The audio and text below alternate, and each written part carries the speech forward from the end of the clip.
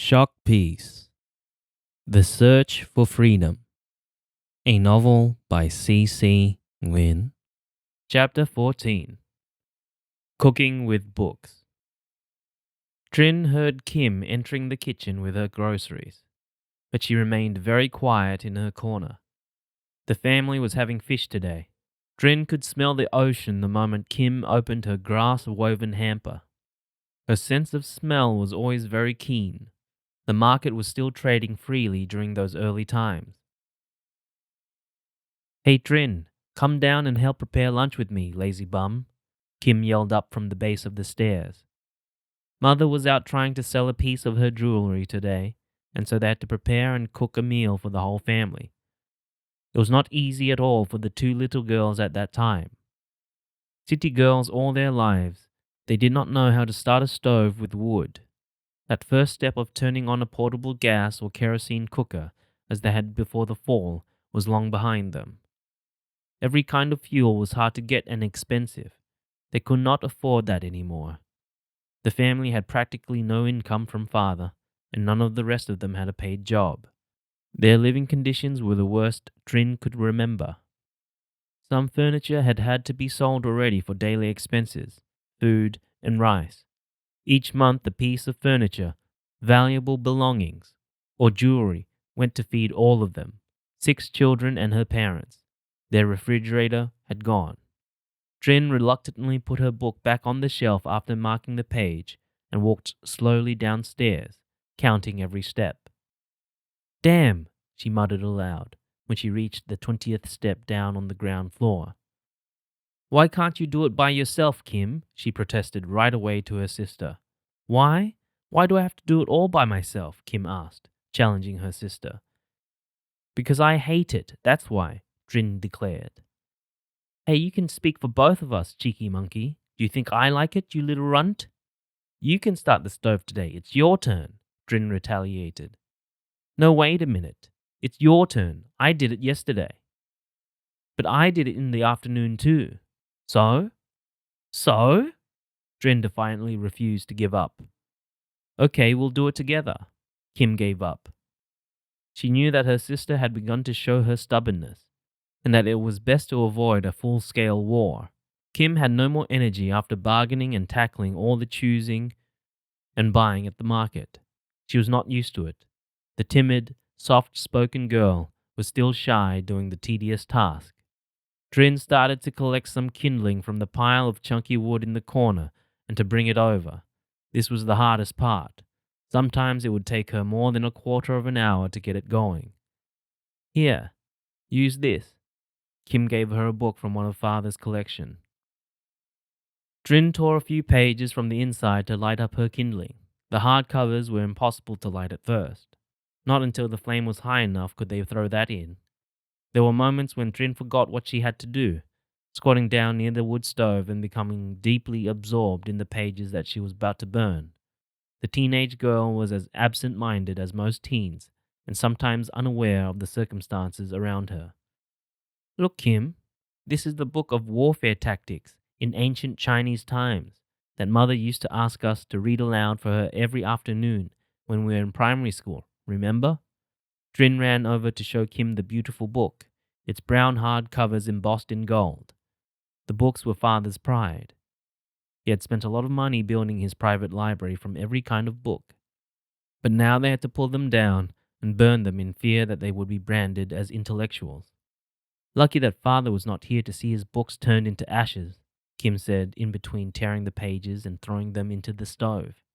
Their father had often gone out and had stayed very quiet, uninterested in family business, ever since he realized his dream of retirement had been shattered.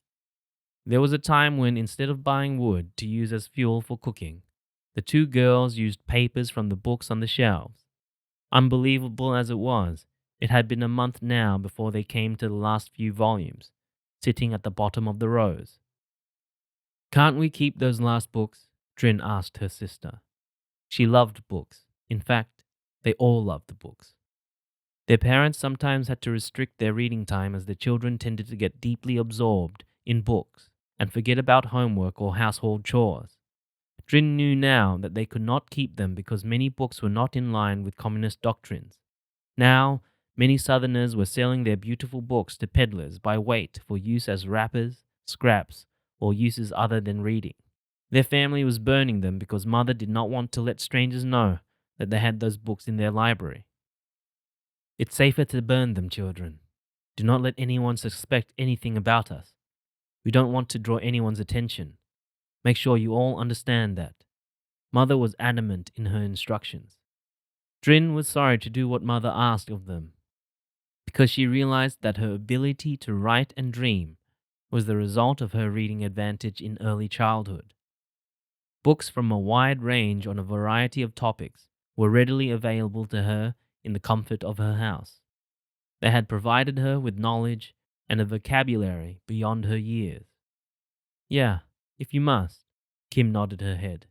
She remembered that book as well as the afternoons reading aloud for her mother.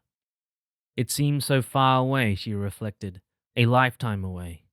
I used to hate doing that, reading aloud words in those chapters that I didn't understand at all. Yeah, all funny ancient Han vocabulary, and those are useless to us now. The communists only use direct or crude words in their language. Han Viet is the ancient Chinese Vietnamese language normally used for literature or compound words. It is not easily understood by the average uneducated person. Yeah, they changed the name of Tudu Obstetrics Hospital to Baby Factory for a short while. Those crazy 30th Aprils or their illiterate commanders were trying to show their keenness by getting down to basics and refusing to use Hangviek. How crude and downgrading the name was. I heard that too, but I think they changed it back to its original name after acknowledging their own ridiculous mistake. Baby Factory. How could they? They laughed together at the gossip. Kim returned to their task and urged, but hurry up, stop daydreaming. You haven't started the stove yet. We still have to cook the rice, remember? Oh, you sound just like Mother, Kim, Drin teased. Yeah. Perhaps she had taken her mother's role when she was not there, Kim pondered. What with all the scheming and planning for a family meal. She returned to scaling the freshwater fish. First, she rubbed some salt onto it, as it was not very fresh. She had bought it because of that too. It was cheaper than the one swimming in the fishmonger's basin. Mother always told her to use salt if the fish was stale.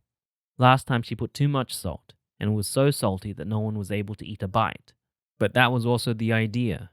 Her family had little money to spend on food now, and a meal sometimes consisted only of a salty, slow-cooked fish and some boiled vegetables, dipped in fish sauce. This time she was careful to use only a teaspoon. They were going to have fried fish today,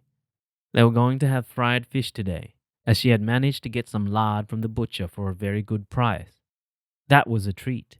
She was glad that she could manage something different from just slow-cooked salty fish for the family. After a while, that had become impossible to eat. For the growing teenagers, the amount of nutrition going into their body was scarcely enough to keep them alive, let alone make them grow. They were constantly hungry, and their bodies were constantly demanding sugar for the energy needed to feed their growing cells. She longed for her previous life. It was only a short while ago. Only a month had passed, but it seemed like history now. Kim resignedly steered her mind away from that longing thought. Cooking rice with an open flame stove was very trying too. It was an art, turning the raw rice grains into cooked rice without burning half the contents. They could not afford to waste any of that either, and still had no other choice but to eat it if it was still burnt. They had had an electric automatic rice cooker before, but electricity was another extravagance that Mother was trying to avoid. It was frustrating for the teenagers to master the art when an electric rice cooker could do all the tricks. It was only after a time of trial and error that they began to have decent meals on the table and relieved everyone of having to eat uncooked rice. First, the heat must be high for the rice to boil in the open-lid saucepan, and then it had to simmer down with the lid closed at a lower heat until it was cooked. If the heat was still too high when the water drained completely, then the rice at the bottom of the saucepan would be burnt. and the upper part of the rice would be half cooked without enough steam. At the beginning, they left the saucepan lid on, and when the rice boiled, it spilled all over the sides, leaving the rice with insufficient water. Mixed in with the rice were stones and husks from a poor quality rice milling machine, which failed to sieve them out from the grains. Blast those stones and husks. There are more of them than there are grains of rice. This could be a deliberate act to increase the weight of the final product. Kim was furious, looking down at her tray. The girls had to sit for hours separating the impurities before getting on with the next stage of cooking the rice. Kim sighed heavily before starting her Cinderella task, leaving her sister to light the fire by herself. The girls immersed in their own chore in silence for a while. "You've got to air it, Trin," Kim shouted, wiping tears away from her eyes as smoke began to billow out after Trin threw a chunk of wet wood into the stove. Their kitchen was not designed for wood fire cooking either, and the smoke from the wood was choking them and bringing tears to their eyes. "How am I able to air it and get the fire going at the same time?" Trin was coughing too. "I have to feed more kindling into it, you see," she protested. The kitchen was mysteriously hazy with smoke. "Hey, what are you two doing in here? Wow, it's like stepping onto a cloud. It's like being on a movie set of an ancient fantasy," Luke exclaimed, excited despite the situation. "Bloody hell! Fire! Fire!" Running downstairs, Juan shouted over the noise and dense smoke. "Come and fan the stove for me, Luke. Don't just stand there," Trin demanded of her younger brother urgently. "Where are you?" Luke pretended not to see her, stretching his arms in front and waving them around like a blind person. "Silly boy, I'm over here." Trin stamped her foot, waving her hands in the air. Whoosh! A bucket of water was thrown over the stove, extinguishing the tiny flame and making the smoke 10 times worse by Juan's quick action. "Damn! What are you doing?" Trin jumped up, ducking away from the splashing water. Ashes were flying up from the stove, mingling with the smoke and scattering everywhere. The 2 sisters and 2 brothers burst out laughing, holding their stomachs and doubling up their body in hysterical laughter. They looked at each other and laughed harder, seeing their situation made funnier still by soot-smeared faces and watery eyes. There was no chimney, so the corner of the wall was covered in black soot. It stained at the slightest touch. The girls also happened to go to school sometimes with their underarms smeared with black soot, or even with spots on their cheeks or nose from the soot on their fingers, giving them the appearance of sad clowns.